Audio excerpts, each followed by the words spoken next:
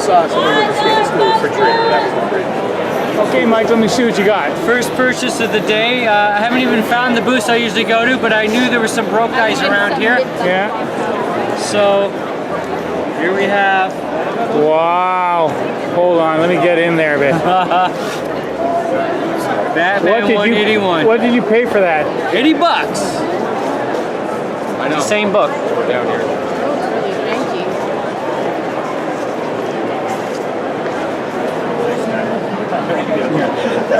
Migos. Yeah, man. I had Spidey, I had Superman. I think I had that one. Almost like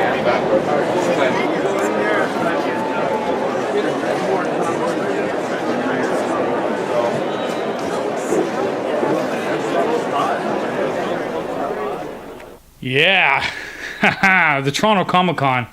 Wow, what a fantastic weekend it is. So, so I hope you like that. That was some of the footage I just shot from the convention. Now, the Toronto Comic Con is actually the second largest event of its kind in Canada, and it ran 2 weeks ago from March 18th to March 20th, 3-day event. And we got a lot of books that we're going to show you from the con. Well, not a lot, but quite a few that we picked up at the con. And what that means is this is going to be a 2-part episode. Before we start into the comics we picked up at this week's Comic-Con, we're just going to start with something quick here, because Jose just got he just got back 3 of his CGC books from the Fan Expo at the end of last summer. How long did it take you to get them back, Jose? About 5 months. Yeah. That was 6 months ago. I got them submitted the week after the Fan Expo. That's just craziness. Mm-hmm. So yeah, 3 really cool CGC books. Jose, let's start. What are we doing here? What do we have? Okay, so these are the 3 pickups, my big pickups from last year's Fan Expo. Strange Tales 180, First Warlock, which we spoke about in that episode, and as you can tell from this shot here, it's labeled First Appearance of Gamora. Like I said, as it should be. We discussed this. We discussed this, yes, definitely. Yes, so this is a great book. This was an 8.5, I guessed about a 9. Mm-hmm. Same with the other book we'll be talking about next, but I mean, Starlin cover, like I said, I greatly love it. These books have something in common. As you see them here, we'll be talking about them each, but I want to make a couple of points. First point is the grading. These have the 3 different grades from top to the second best to the third best. Of course, the best grade is off-white pages. Mm-hmm. Second best is off-white to white to off-white pages, or off-white to white pages, and the third one is off-white pages. So each of these have a different grade as far as that concerned. So when you're looking for that, those are the best grades in that row. Mm-hmm. The next one is obviously Captain Marvel and number 30, my favorite Thanos cover, Jim Starlin cover, great cover. And another thing we'll be talking about, as you see with this book, and also with the last book, the Werewolf by Night number 1, 4th appearance of Wolfie, is they all have what's called a house style. Now, some people, collectors or people new to the hobby, may not know what we mean by a house style. If you see each of these covers, they have similarities or symmetries when we're talking about layout. Mm-hmm. Type use, the positioning, little logos like the little thing underneath the 20 cent marker there that indicates what this is about. Also, the positioning of the hero, always to the bottom right corner against the villain or the opposing forces. In Wolfie, it's the 2 people that he is his enemy there. But here, Warlock, it's a strange beast, and of course, in Captain Marvel, it's Thanos. They all have that similarity, and they're great exemplifiers, what's called the house style. They are very impressive covers, that's for sure. Yeah, and of course I bought them for, they're all keys, but like I said, I love the covers, and they exemplify what's known as the Marvel house style. Different artists, 2 of them, Jim Starlin, 1 Mike Plug for the Wolfie there. Mm-hmm. But like I said, the layout, the Wolfie one's got a what's called a picture window cover. So basically all the action is contained within that. And we'll see from one of my comic books what it's exemplified again in another book we'll be talking about and seeing soon. Cool. Okay, so without further ado, we're going to start on the books we picked up at Toronto Comic Con 2016. So let's go. Let's get started. Okay, so for our first book, got a nice copy of Kamandi, Last Boy on Earth, number 1. Jose, nice book, nice find. Yeah, this is my first book of the con. When I go to a con, my focus narrows down to a laser beam. This is a pickup from Million Comics. It's a nice mid-grade book. Like I said, Kamandi number 1. It's it's an interesting cover because it's a swipe of Planet of the Apes, of course, the last scene from the movie, of course, and you see Commandy there on the raft floating on basically New York. Okay, so it's basically the premise of the book is a dystopian fantasy Kirby classic, basically kind of like Planet of the Apes. The animals take over, and you get a lot of first appearances in this book. It's got the origin, of course, and first appearance of Commandy, but also it's got the first appearance of Dr. Canis, Great Caesar, a Tiger Lord, and Ben Boxer, an apocalyptic survivor from the thing. And it was a great pickup. The guy pulled it out from a box he recently bought from somebody.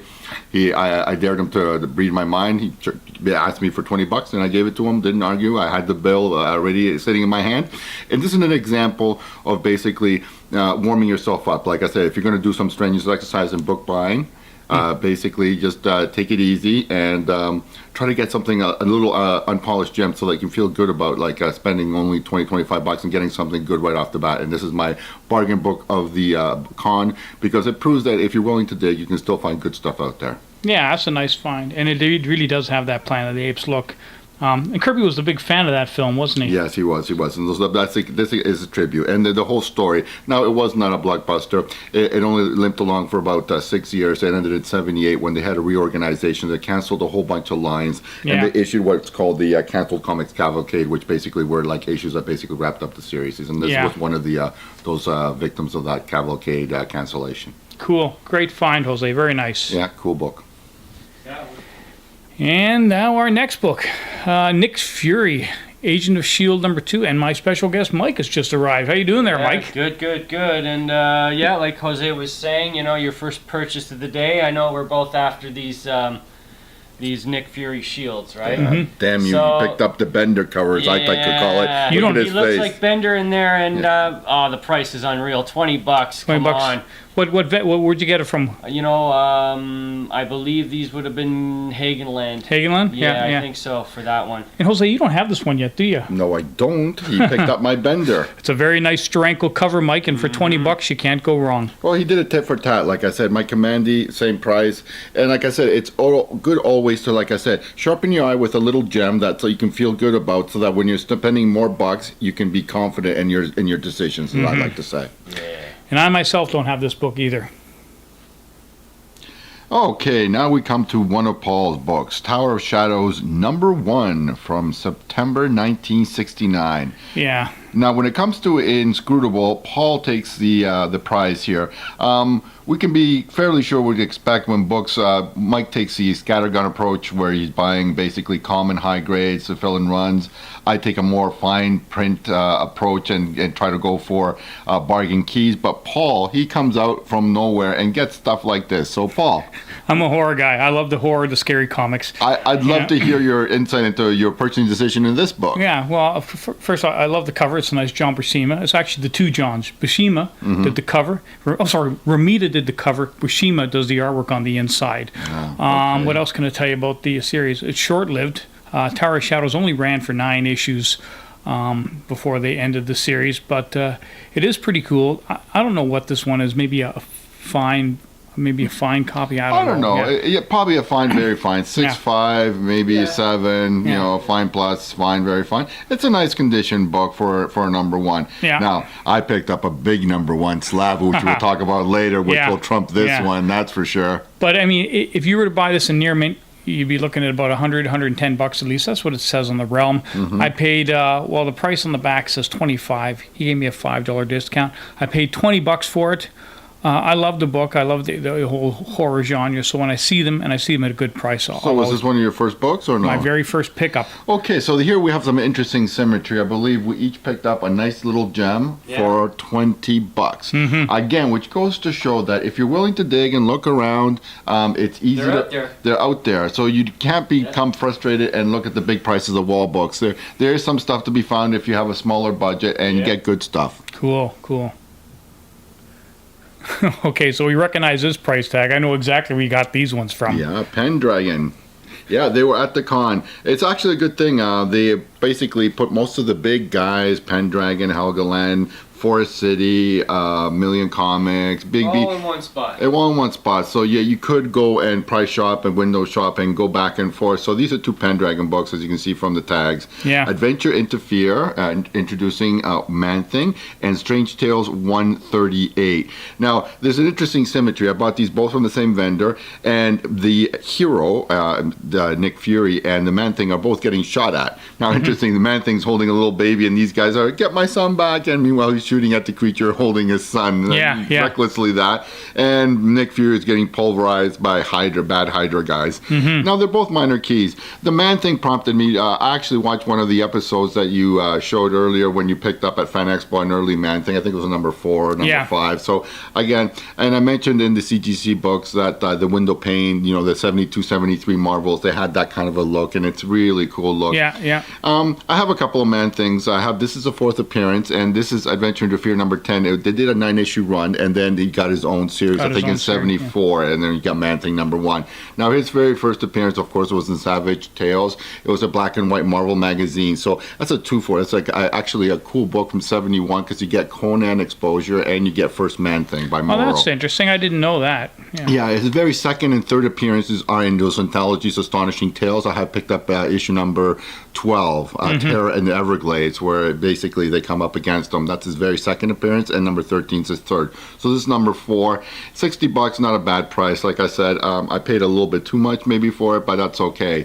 The other one, Strange Tales, of course, I love these. This is my 10th Strange Tales title. I've picked up quite a few of these, and I call these 2-4s because I get exposure both to Doctor Strange with the movie coming out, and I get exposure to Nick Fury and all that stuff. Now, this is a key. It's the intro or first appearance of the being known as Eternity. This is all-powerful, all-knowing kind of omnipotent kind of entity, and it's very cool. So they're both kind of like high mid graders. I would say both are about maybe 7.75s. Yeah. And at $60 each, they weren't badly priced. Like I said, some dealers are willing to haggle, especially at a con. You think Pendragon, no. Pendragon. $60. That's what it is. $60 each, and that's what they were. So. Yeah, I did okay. They're not badly priced books, but like I said, deal I did not get, unlike with the Commandi. Yeah, yeah. But it's cool. Okay. They're nice books, you know. And even if you did pay a little bit more, the way the industry is going right now, It'll grow. it's just going to contribute. I mean, I don't see any end to this. It's actually, it bothers me a bit, but Man-Thing would make a good television series. I mean, they're expanding Marvel into the Netflix and with other shows, stuff like that. I don't think he's ever got his due. I mean, because basically you're a proponent of Swamp Thing. Because, like I said, that he's got a more noble kind of visage where he's kind of got that visage with a square jaw and the cheekbones, stuff like that. He's human, but he's a monster, where Man-Thing is a little bit more problematic in the sense he's not aesthetically pleasing. He's got a bug face with big eyes, a trout kind of like nose, and shaggy kind of like, so he's not very cool as far as looking, but they're cool books. all right. Nice pickups, Jose. Very nice. Okay, so these next two books are Mike's, and wow, are they beautiful. From May and September 1968, we've got The Amazing Spider-Man number 64 and number 60. Wow. 60, yeah. Again, Spider-Man's always hard to find under 100.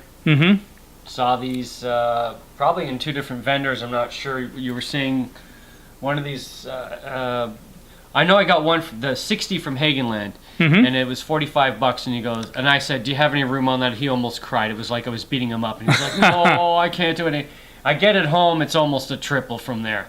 Well, the thing is Great with price on Spider-Man, that. with Spider-Man, they're very collectible. More people collect Spider-Man than any other book, so most of the vendors aren't really going to give you much of a deal on Not them. much room on these, but there was room because they always have room on the books as is. On their prices are always fair.